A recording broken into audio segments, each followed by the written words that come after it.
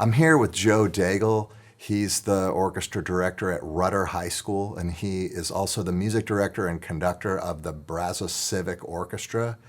I'm glad to have Joe on the show. It's his first year. It was his first year this year as a high school director, and so we're going to get his thoughts on transitioning from middle school to high school.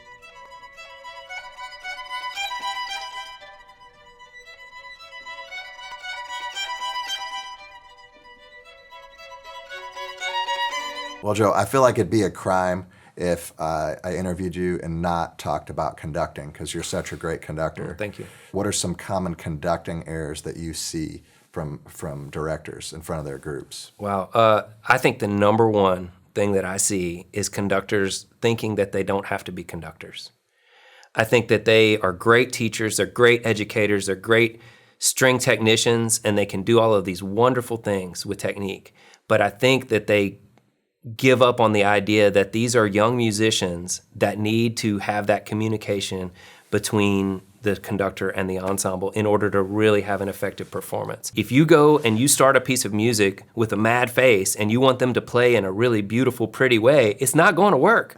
It's going to sound terrible. You know, if you start Beethoven 5 smiling and like this, no, they're not going to do it right. And they do that instinctively. And I think that that's something that conductors, especially in school systems, they ignore that fact. They say, well, it says piano, no, this is piano, So I think that's the number one. And then to build on that, actually, I think is that communication, that two-way communication, because it's not enough for us to just wave our arms and give instructions.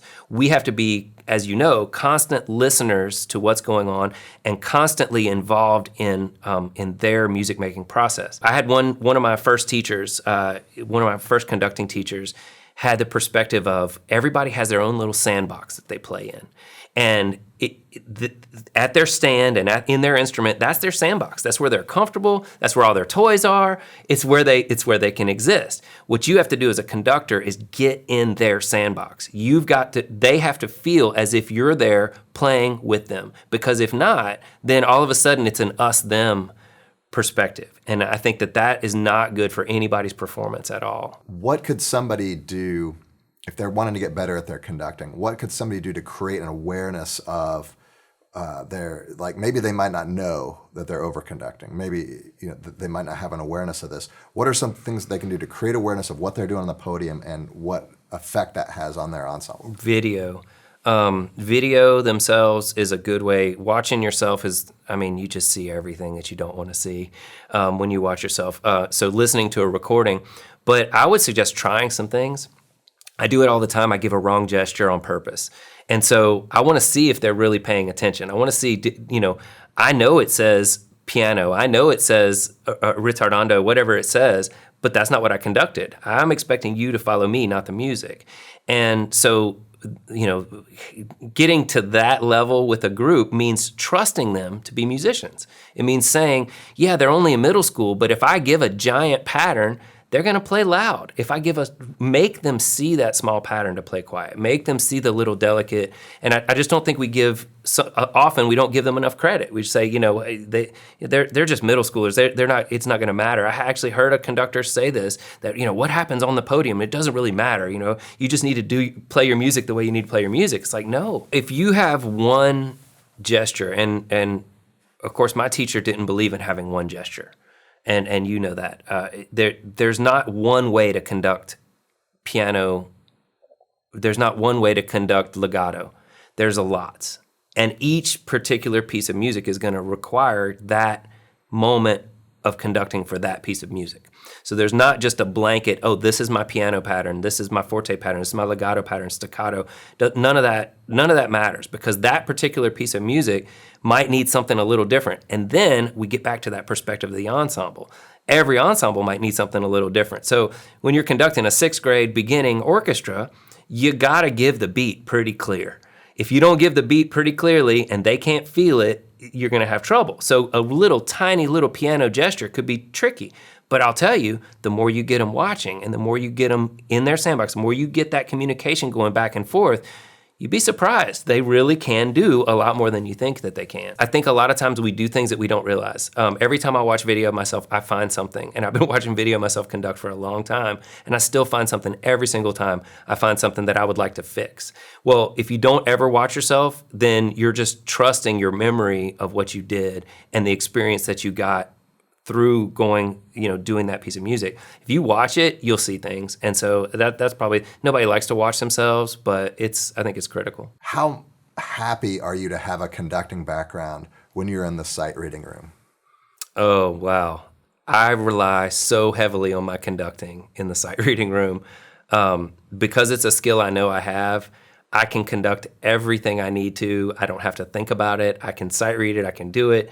It's just something I've worked on for a long, long time, and I'm relatively good at. So I do rely on it heavily in the sight reading room. I teach sight reading differently than other conductors because that's my skill set. My skill set is pretty good with my hands and with conducting gestures. So I can use that in the sight reading room. I don't have to spoon feed them everything, because if they've learned that communication and they've learned to watch me, they know I'm going to give it to them, and they trust me to give them what they need to be successful in that piece. So yeah, that's a tough one, because I've worked with other directors who are not conductors, exactly. I mean, they obviously conduct and they're great teachers, but that's not their background is conducting like mine, and that's not how they teach sight reading. They teach it very differently. They teach it very by rote. They sing melodies or sing rhythms, and they do all those things. Whereas I'm going to do some of that, but yeah, I rely pretty heavily on my conducting in the sight reading room. A good conductor could do everything from a gestural representation of what they want from their ensemble, as opposed to having to stop and say, no, I need this here, and That's right. I need that there, or whatever. So Saves time. It's almost cheating. Absolutely. Even things as simple as starting and stopping. Just starting the group in time is one of those things that we say we kind of take for granted. And you see some conductors, I refuse to do this. My teacher wouldn't let me do it, so I don't do it. But you'll see conductors give that. I think anybody who's up in front of an ensemble should spend some time with baton technique, should spend some time with gesture vocabulary, imagery, thinking of those things. But I think ultimately in that sight reading room, it's so much a matter of listening. As soon as you hear something to go awry, if you're on it, you can fix it within a second. If you're just up there waving your hands and hoping it goes okay, so that's a conducting skill that is not necessarily in technique or gesture or anything like that. That just has to do with real focus on what you're hearing as it's in real time happening, which is probably the hardest thing about conducting, I think. So I'm going to get philosophical here. Okay. And I think that the sight reading room is supposed to be like the ideal rehearsal. Like, what should we be doing in like a really fast paced, like, let's learn this music as efficiently as possible type situation, right? Yeah. And if you're talking about the importance of conducting in the sight reading room, well, let's extrapolate that back to the classroom. If that's the ideal rehearsal, and you benefit from your conducting so much there, what about in your day-to-day rehearsals? Right. It's the same thing. I think it is vital that we get good at this skill. And I think it's vital that the students understand that they have a part to play, that it's not just whatever the conductor is doing from the podium, because it's a two-way street. If the violas come in slightly out of time, right? Let's say their entrance is just a little bit late. It's there, but it's just a little bit late. We have to be on that, because we can fix that within a second. Instantly, if we're on it, we can fix it. That's true in rehearsal. That's true in sight reading. That's true at the concert. All of those things. So I think establishing those positive conducting techniques, I think it's vital. I really do, and I feel bad for some of these teachers who are fantastic teachers, and that's not their thing. But the good news is that this is a skill that you can get way better at just by practicing it. You watch some great conductors, watch some bad conductors, and find what you don't like. Because I think looking at the things that you never want to see in your own technique is probably just as valuable as trying to create your own gesture vocabularies, is saying, yeah, I don't want to look like that ever. And then when you see a video of yourself doing it, you're like, oh man, I don't want to do that. That's not what I want to look like on stage. I lean on my strengths, and I think other teachers might lean on theirs, and there's nothing wrong with that. But I do think conducting, sight reading, it's big.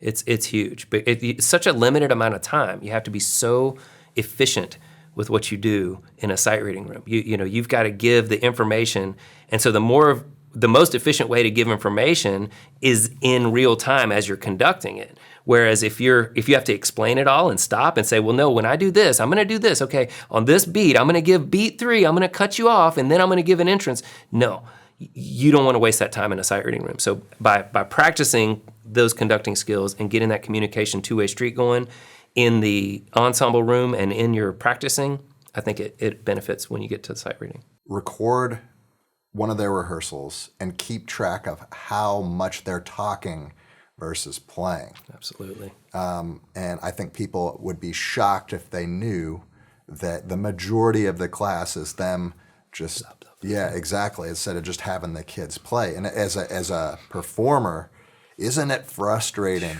to be in one of those orchestras? The concept of fun. We come to orchestra to play our instruments together with people. We don't come to orchestra to go home and practice our notes for the next day. We don't come to orchestra to listen to the conductor blather on about whatever they want to talk about that day. We come to orchestra to play our instruments.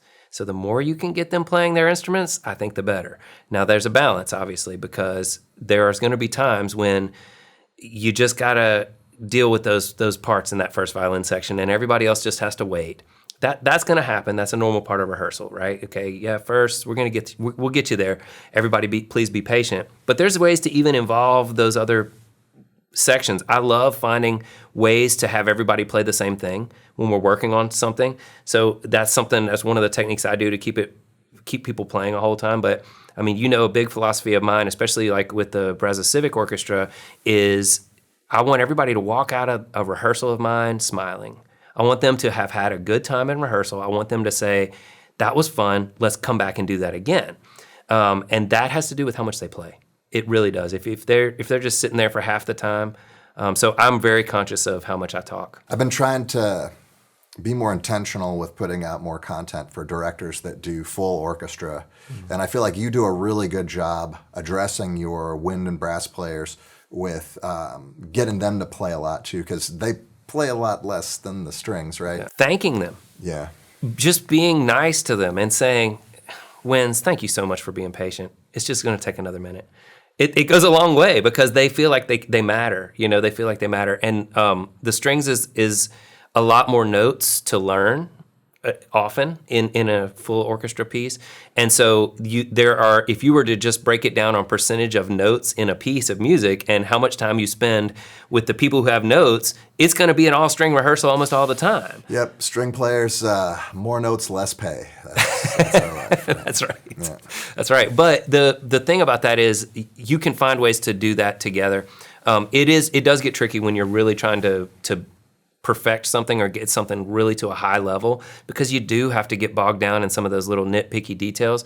Fortunately, with the BCO, we're able to move at a little faster pace, and because we have so much longer to prepare. In the high school situation, where you only have 6 weeks or whatever to get ready, some days you're just going to have to spend with the cellos. Some days the basses are just going to have to wait because there's nothing for them to do except play pizzicato for 3 notes of that part, whatever. And so because of that, it's a balance. That's a tricky one, but definitely keep them playing all the time. They didn't come to hear you. They didn't come to hang out. They came to play their instruments. Make them play. Awesome, man. Hey, I really appreciate you coming on. Yeah, thank you. Yeah. Tell the viewers where they can find you.